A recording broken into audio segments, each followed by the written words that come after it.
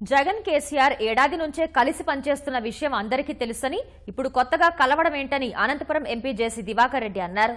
కేసీఆర్ తో పాటు మరో 10 మంది వచ్చినా ఏపీలో తెదేపాను ఏమీ చేయలేరన్నారు. జేసీ దివాకర్ రెడ్డి ముఖ్యమంత్రి చంద్రబాబును అమరావతిలో కలిశారు.